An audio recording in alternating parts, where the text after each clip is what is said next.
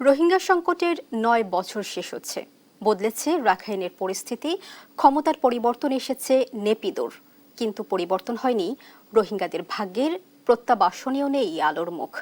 একদিকে মিয়ানমারের সামরিক বাহিনী, অন্যদিকে রাখাইনে আরাকান আর্মির উপস্থিতি প্রত্যাবাসনকে জটিল করে তুলছে বলে মনে করছেন বিশ্লেষকরা। মুক্তা মাহমুদের প্রতিবেদন। মিয়ানমার থেকে বাস্তুচ্যুত হয়ে বাংলাদেশে আশ্রয় নেয়া রোহিঙ্গাদের নিজ দেশে ফেরার অপেক্ষা যেন শেষই হচ্ছে না। আদৌ তারা ফিরতে পারবেন, বা ফিরলেই কবে সেদিন আসবে? বাংলাদেশে আশ্রয় নেয়া রোহিঙ্গাদের এই একই প্রশ্ন ঘুরে ফিরে। আরা দাসে বাঙালি না ওয়াদের রোহিঙ্গা তাহলে আরা দুনিয়ারে ওয়ান হর আর আইডেন্টিটি আর ক্লিয়ার করি রে আর দেশত ইজ্জত আফরুল্লই আর দেশ হক ইনজাব লই আর দেশত আর ওয়াফেজি দিয়া যোগ সই হক লই আর দেশের মাঝে যাইবলা চাই। একদিকে নিজ দেশে ফেরায় অনিশ্চিত, অন্যদিকে কাজের অভাব। নিজেদের এমন অনিশ্চিত ভবিষ্যৎ নিয়ে আশাহত রোহিঙ্গারা। আমি হন হাত নাই 2 দিন হাম করিবার দে 6 মাস বাদে এই সরকার তো দেরি খাইরে দিলারি।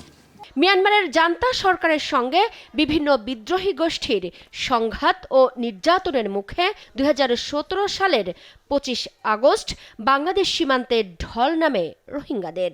তাদের নিজ দেশে ফেরত পাঠাতে সেই বছর নভেম্বরেই চীনের চাপে মিয়ানমারের সঙ্গে প্রত্যাবাসন চুক্তিতে সই করে বাংলাদেশ। এর বাইরে কয়েক দফা উদ্যোগ নেওয়া হলেও কোনো কাজ হয়নি।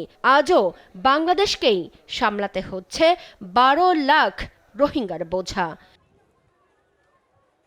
বিশ্লেষকরা বলছেন, রাখাইনের পরিবর্তিত পরিস্থিতি এবং মিয়ানমার সরকারের অবস্থান দুটোকেই বিবেচনায় নিয়েই প্রত্যাবাসন প্রক্রিয়া এগিয়ে নিতে হবে বাংলাদেশকে।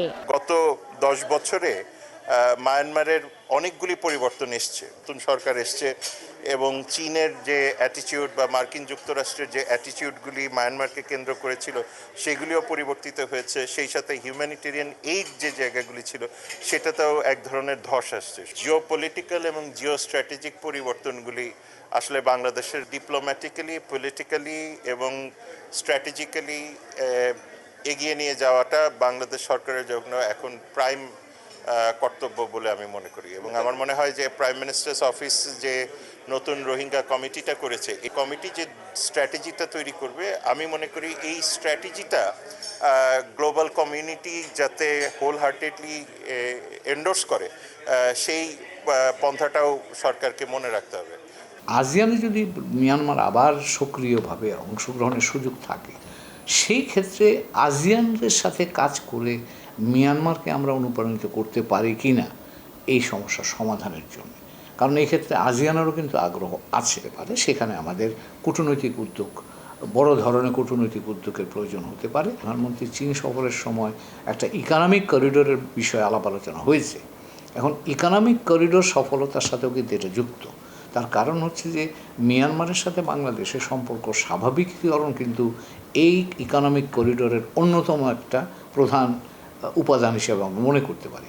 চীনারা এই ইকোনমিক করিডোর যেটার কথা বলছে, এই ব্যাপারে তারা প্রোঅ্যাক্টিভলি এনগেজ হতে চায়, তাহলে এই সমস্যাটা সমাধানের ক্ষেত্রে তাদেরকে আমরা আরেকটু অগ্রসর হিসাবে পেতে যদি পারি, তাহলে আমার মনে হয় যে এখানে সমস্যার সমাধানের একটা, আমি বলবো, সম্ভাবনা তৈরি হবে। জটিল এই পরিস্থিতিতে রোহিঙ্গা প্রত্যাবাসন প্রক্রিয়া দ্রুত ও সহজ করতে বন্ধু দেশ এবং আন্তর্জাতিক সম্প্রদায়ের প্রতি আহ্বান জানিয়েছে ঢাকা। পৃথিবীতে কয়টা দেশ আছে 1.3 মিলিয়ন লোকজন নিবে অন্য জায়গার, আর স্পেশালি যাদের ক্যাপাসিটিও মানে বলেন ল্যান্ড স্পেস বা already over populated, this critical situations it must also exercise the responsibility to do something. তবে প্রত্যাবাসনের ভবিষ্যতে কি, এ নিয়ে 9 বছর ধরে অপেক্ষায় রোহিঙ্গারা। মুক্তা মাহমুদ, দেশ টিভি, ঢাকা।